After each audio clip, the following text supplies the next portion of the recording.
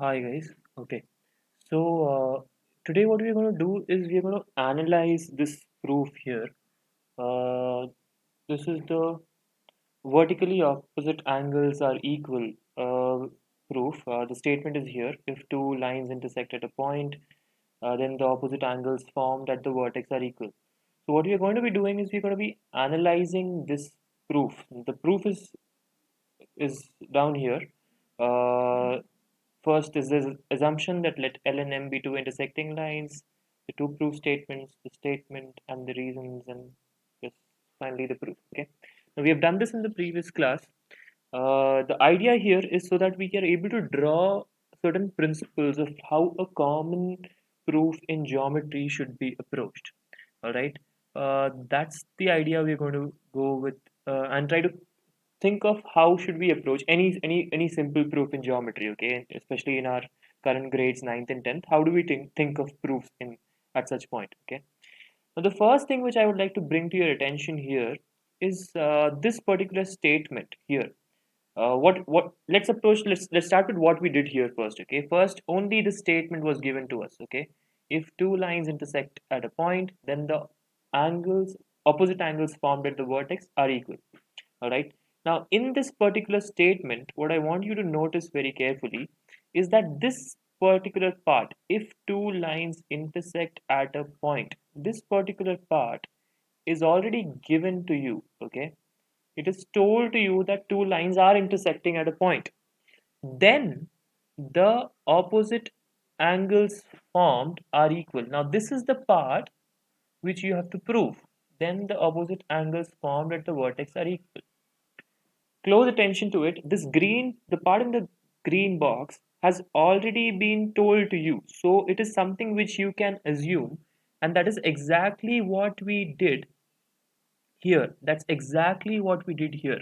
When we wrote, let two let M and N be two intersecting lines. Okay. When we wrote this, that is exactly what we assumed. All right. So we are assuming this green part and we are writing let L and M be two intersecting lines. Okay. And we are going ahead with that assumption.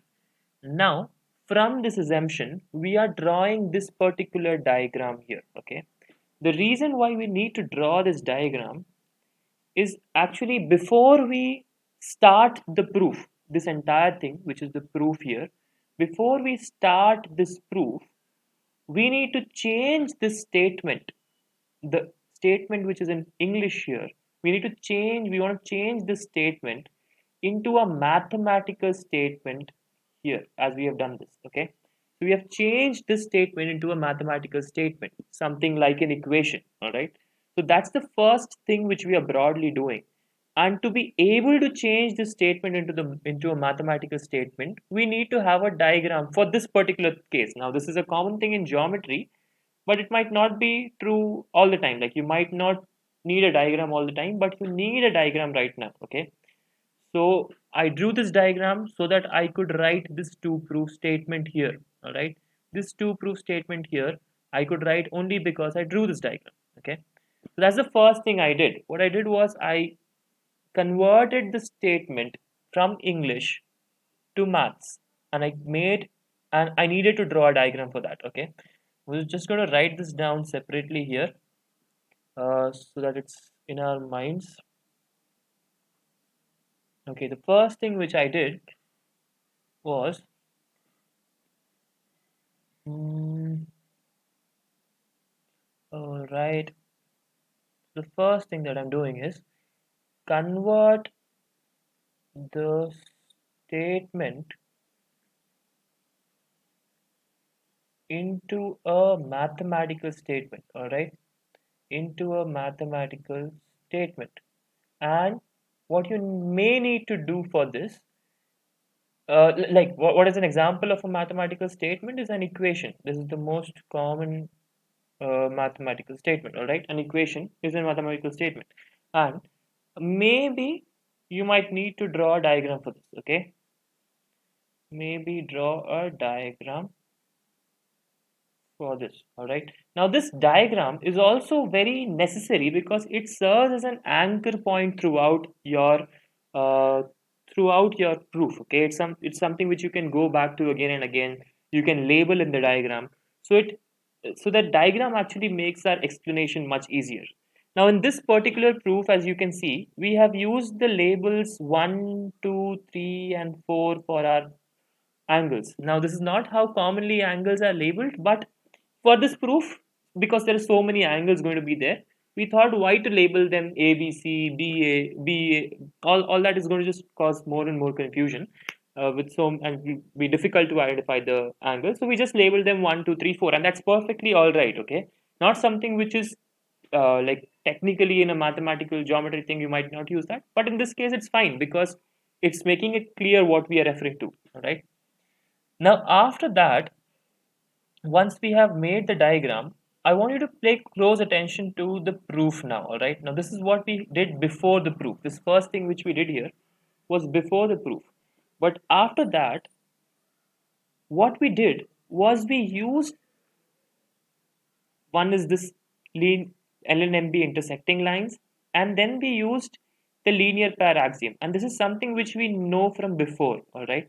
We know this from before. We use the linear pair axiom here. All right.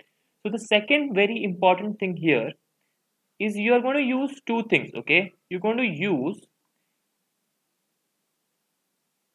one thing is existing knowledge. Okay, so what is your existing knowledge?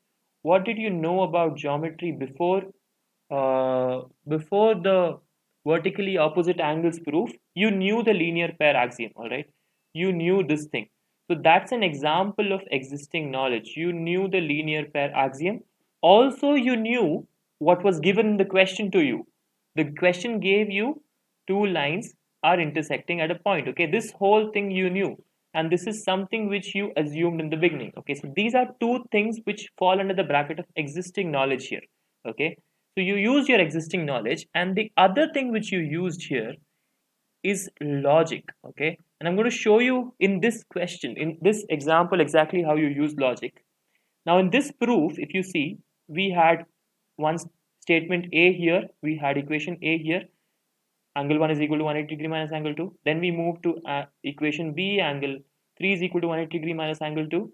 And from these two, we said logically, okay, and suppose an apple is equal to a banana and a banana is equal to an orange, then apple should be equal to orange, right? That's what we are doing here.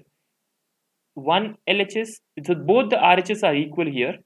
We are saying the both the LHS also should be equal, and the statement which we reached here finally was a result of logic. Okay, this full thing was a result of logic, and that is how you arrived your goal at your goal, and your goal you had set earlier only. This was your goal.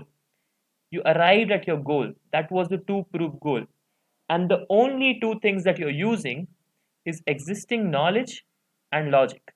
All right, now both of these led you to arrive at this goal. All right, now very important thing to note here, okay, that after I reached here, I just wrote this symbol stands for similarly, by the way. I wrote similarly angle 2 is equal to angle 4. That's proved. I did not go to do the same steps for angle for the second statement here. Okay. So I had finished the first statement ka proof, and the second proof was exactly the same steps, and that is why I wrote similarly.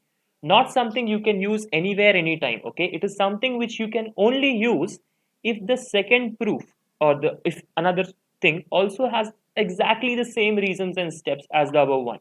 All right, and that is why I use this thing similarly. Okay, this symbol similarly to say 2 is equal to 4. So finally I have reached, as you can see, both of these statements. I have reached both of these statements, just making it different for you guys here. I have reached both of these statements. Angle 1 is equal to angle 3 and angle 2 is equal to angle 4. The same thing as our goal which we set earlier, that's the two proof thing. I have reached there by using existing knowledge and by using logic. And hence, I have just built a new body of knowledge for myself. Okay, and this could be something which I could use in the upcoming proofs. All right, because this thing I have already proved and has been established as a truth. And just going back to our original ideas of theorem and axiom, this falls under the category of a theorem. Okay, this is a theorem. All right, because this statement is not something I could have believed originally just by looking at the statement, but I had to prove this. I had to go through all of this to believe that it is true. As now, this statement is true and can be used for any further geometry, any further thing which I go ahead from here. All right. So yeah, I think that will be all. Hope you guys had fun.